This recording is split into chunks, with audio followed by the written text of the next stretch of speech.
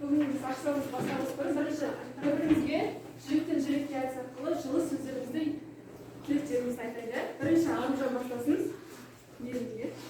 Менің аспанның ашық жұлдызым жарық болсын, бақытты болсын. Мақсат ешқашан ауырма, аспаның ашық болсын, сабағын жақсы оқы. Бақы аспан ашық болсын, сабағын жақсы оқы. Қарақат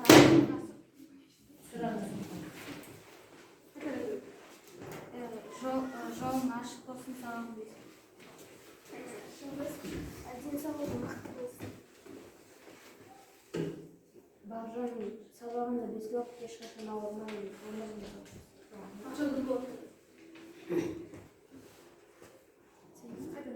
Нұрболат, ата-анаңды тыңдап, өмір жасың ұзақ болсын, ауырма. Сен бақытты бол, сабағың жақсы. Сабағың мектепте ескеретін армандарың.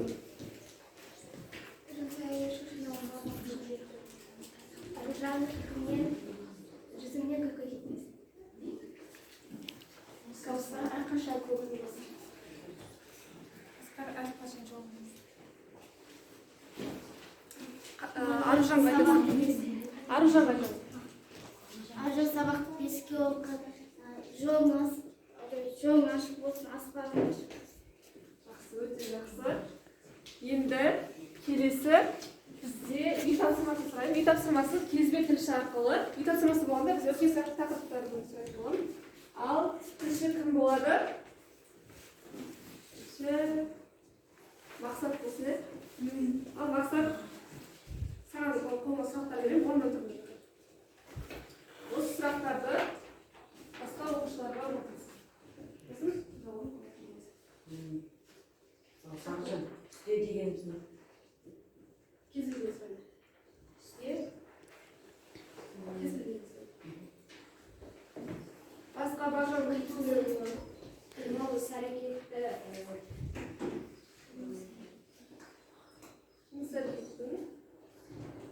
тағы басқа кім айтады көйтсек? Әсел. қималы сәрекетті межелі сөзбен. Жоқ. Кімсіз апарыз?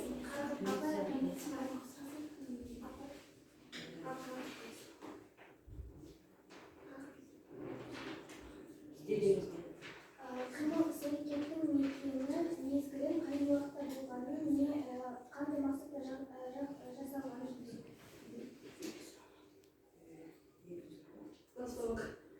Істеу құрамында қарай нешеге бөлінеді? Істеу құрамына қарай нешеге бөлінеді? Шығыс. Істеу құрамына екіге бөлінеді. Негізгі және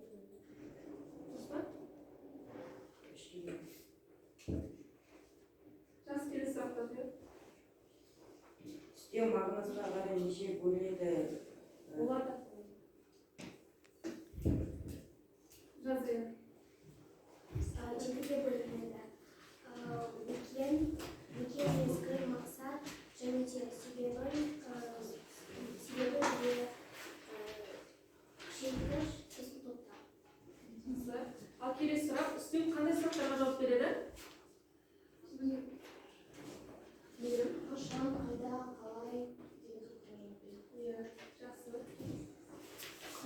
Жалпы бүгінгі біздің сабағымыздың мақсаты әлеуметтік, мәдени, ресми іскер тақырыптарға байланысты диалог монологтердегі көтерілген мәселені талдау және де мәтіннен негізделген қосымша ақпаратты көтерілген мәселені анықтауға бағытталған нақтылау сұрақтарын қарастыру. Келесі.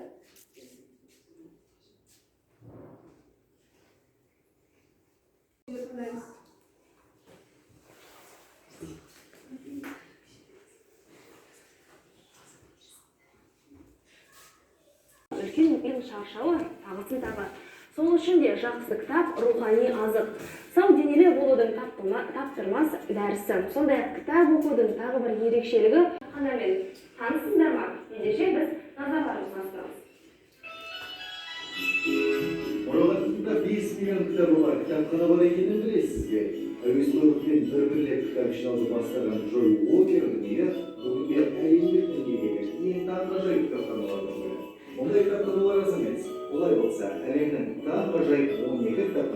таныс болыңыздар. Швейцариядағы Сенгаль апатындағы кітапхана орта ғасырлық кітаптарға бай. Соңғы санақтар бойынша мұнда 160 мың кітап бар екені анықталған. Оның 400-ге жуығының жазылғанына 1000 жылдан астам уақыт болды. Ал әлемдегі ең үлкен ғылыми кітапхана Ирландияда. Мұнда көне манускрипт, карта және ноталар сақталған. Мыңдаған қолжазбалар мен мерзімді басылымдарды қорында сақтаған Прагадағы Страговск монастырінің кітапханасының негізі 1149 жылы қаланған. Джейн Уокер, америкалық өнертапқыш. Оның Ричфилдегі үйі адамзат тарихындағы ең үлкен көп деңгейлі лабиринт тәрізді құрылған кітапхана. Онда 50 мың кітап және музейлік деңгейдегі артефакттар бар. Орында 11 миллион кітабы бар. Ел университетінің кітапханасы да әлемдегі сирек кездесетін кітапханалардың біріне жатады.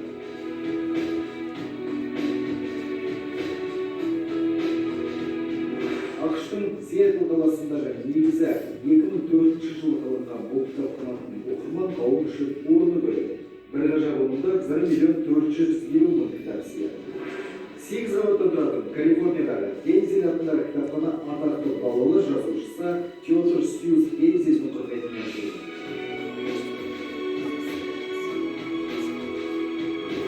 Ал Голландиядағы Дельфт технологиялық университетінің кітапханасы ерекше үлгідегі әлемдегі бірден-бір ғимарат болып саналады. Әлемдегі ғажап кітапханалардың бірі Мехико қаласында орналасқан. Мексиканың білім министрі болған Хосе Васкенсолостың құрметіне ашылған кітапханада әлемнің баға жетпес шаһарларын іздестіресіз. Сыртқы көрінісі Колизейге ұқсас 9 қабатты Ванкувер кітапханасына бару көпшіліктің арманы. Әлемдегі ең белді кітапханаларды жобалаған архитектор Моше Сабдидің Солт-Лейк-Ситидегі туындысы 2003 жылы салынды.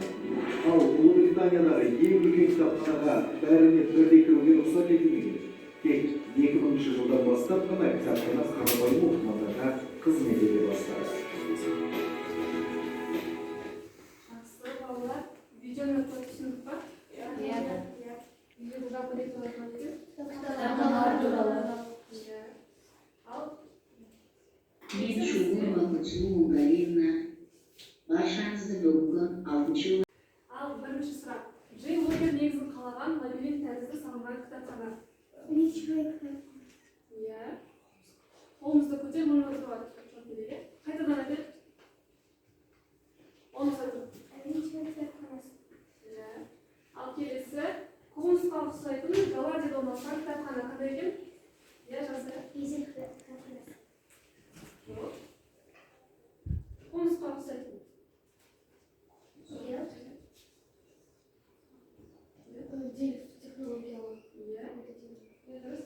8 қабаттан тұратын және Калифорнияда орналасқан. Аты атақты америкалық балалар жазушысы әрі мультипликатор Теодор Сьюз Гейзельдің құрметіне ашылған кітапхана. Иә. Өзінің аты айтып тұр, Гейзельдің. Жақсы. Келесі бізде тест. Тестті қазір біз қосып қойдық. Әр жыл өз позициясын сайласын.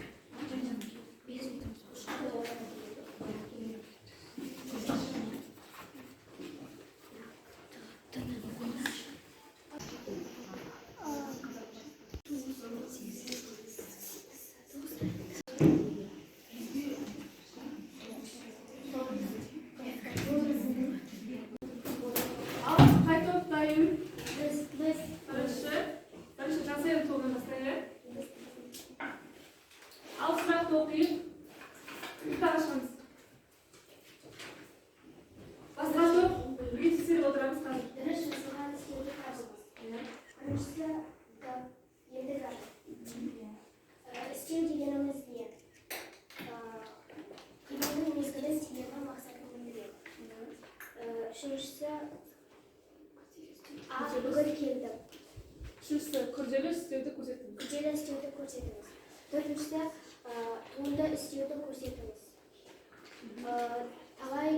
Бесіншісі Талай жақын едім. Бесіншісі мезгіл істеуді көрсетіңіз. Бүрсі күні аттанды. Алтыншысы мөлшер істеуді сұрағын көрсетіңіз.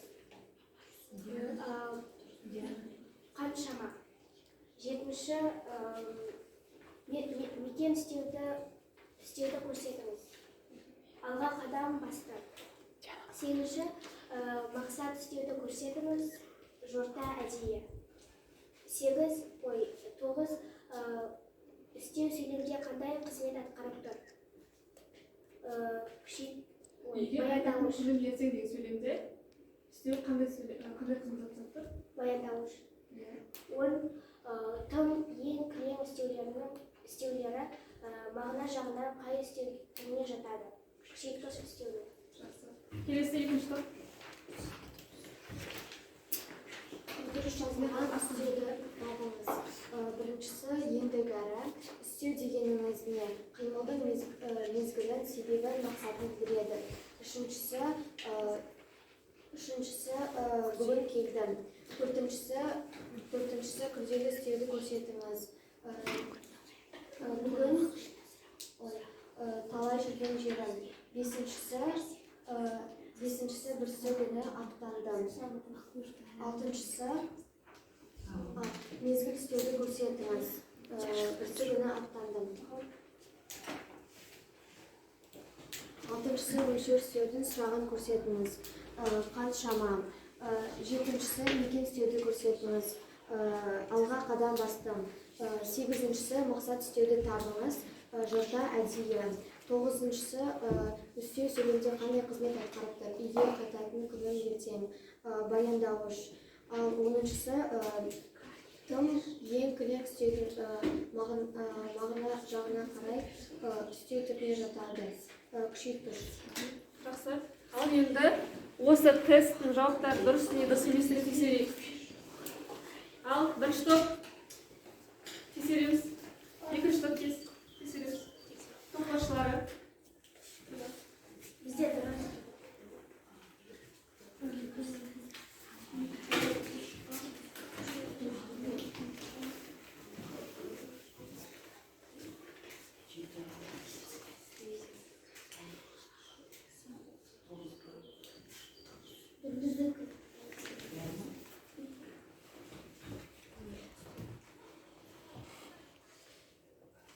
Болдықтар.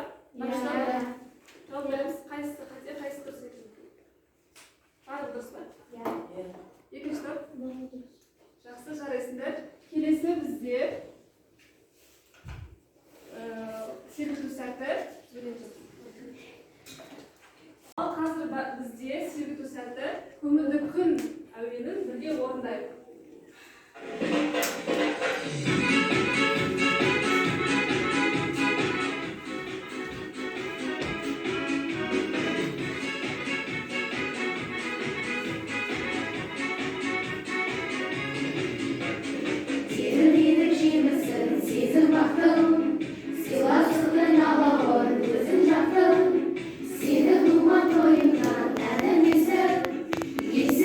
Шыдамай, өзің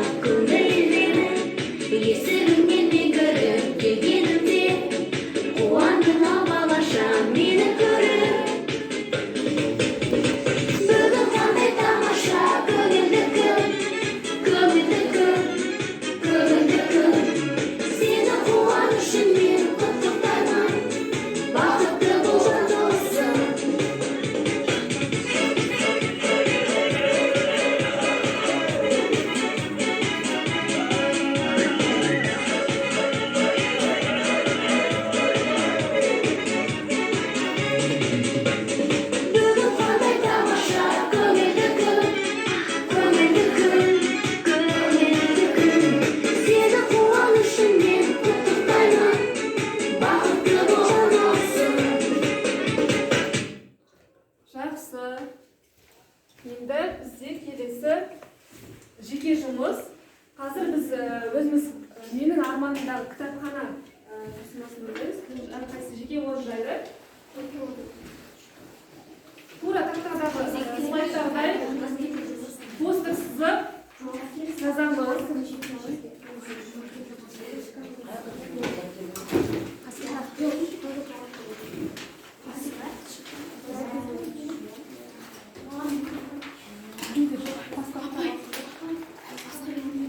Жеке жұмыс.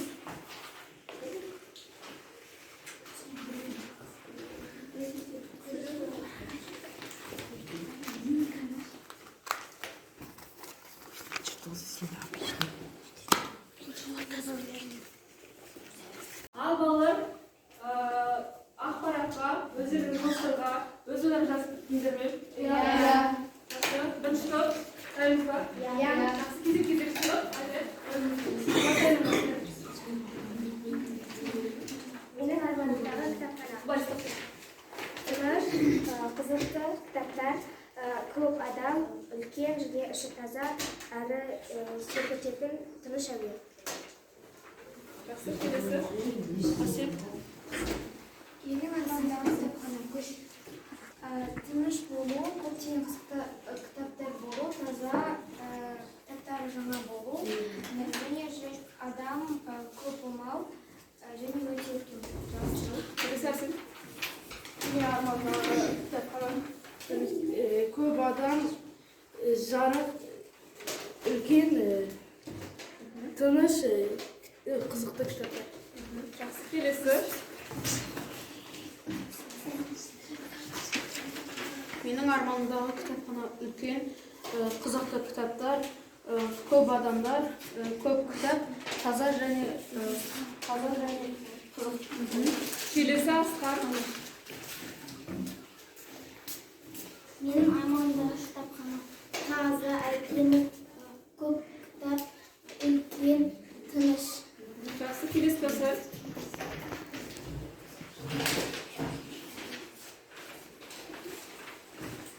Менің арманымдағы кітапхана тыныш, қызықты кітаптар, ертегі кітаптары таза, кең, әдемі. Жақсы, келесі Аружан.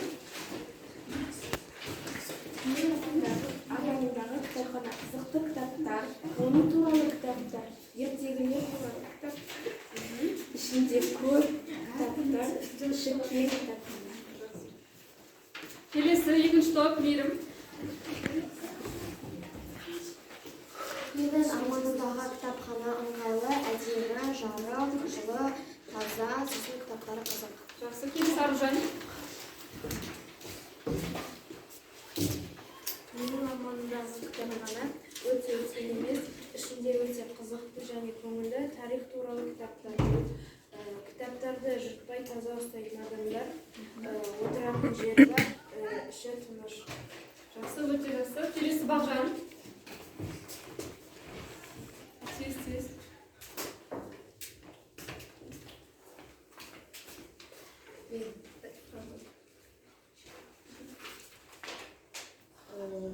Ақылды, іші кең, сосын әділділік, қызықты, әдемі. Жақсы, келесі Шыңғыс.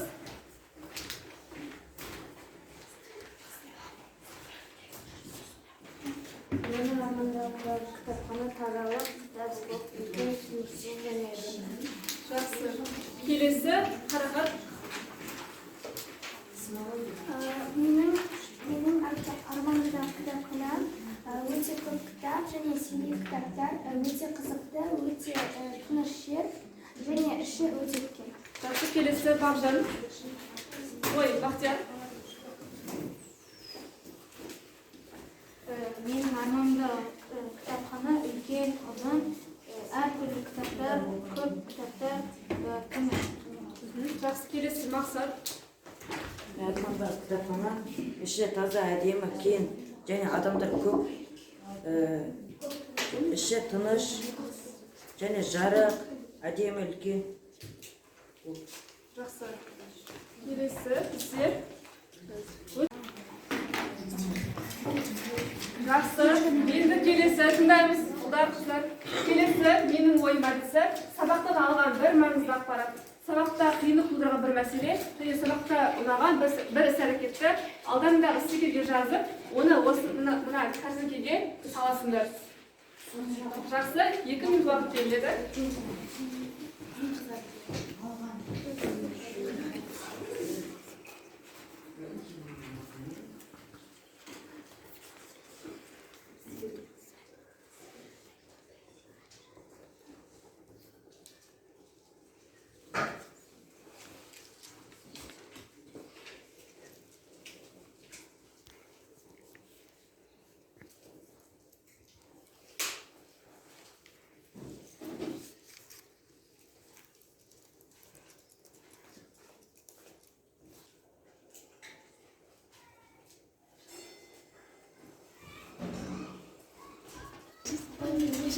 Ал оқып беремін, жақсы. Сабақтан алған маңызды ақпарат ол сөз ережелері, ал мынаған іс-әрекет өлең шумақтарын ауыстыру. Маған менің арманымдағы кітапхана жазу жайлы ұнады. Кітапхана туралы көп мәлімет алдым.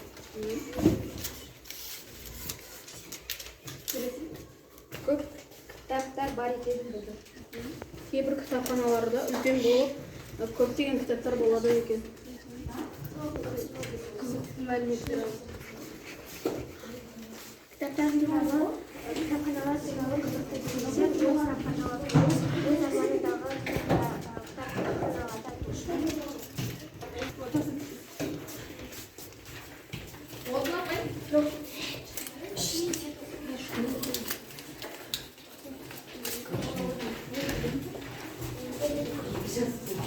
Үйге тапсырма ретінде менің ең сүйікті кітабым деген тақырыпта эссе жазып келеміз.